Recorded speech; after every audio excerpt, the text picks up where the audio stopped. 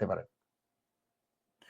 এখন এই আক্রমণের ফলে যে জিনিসটি হয়েছে সেটা হচ্ছে মধ্যপ্রাচ্যে ইসরায়েল এবং ইরানের যে একটা ব্যাপক পরিমাণে ফানুস ছিল সেটা চুপসে গেছে।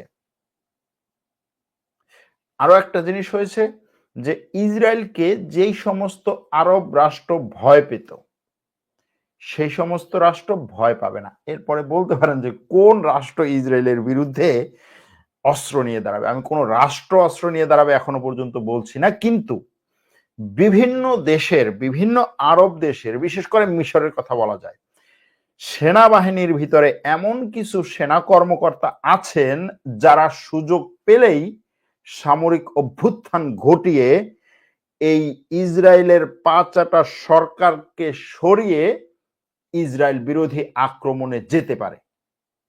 সুতরাং তাদের মধ্যে একটা সাহস সঞ্চার হয়েছে যে ইসরায়েলের দুর্বলতা কি কি সেটা মোটামুটি ইরান এবং ইরানের এই আক্রমণের কারণে অনেক দেশ জেনে গেছে।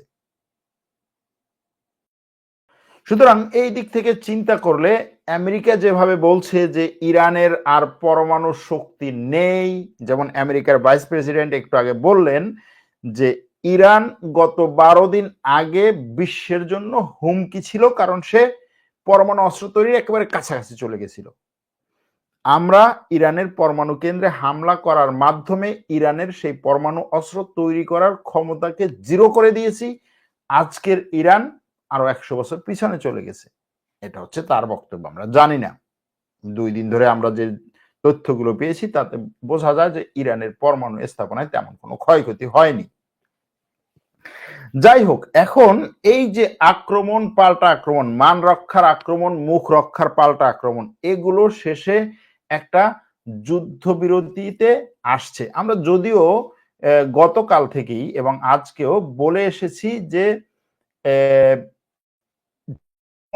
আমেরিকা করলো এবং সেটার বিপরীতে ইরান যেটা করলো সেটার অর্থ হচ্ছে একটা যুদ্ধবিরতিতে যাওয়া। উভয় পক্ষই যুদ্ধবিরতিতে যেতে চাচ্ছে। ইরাকে যে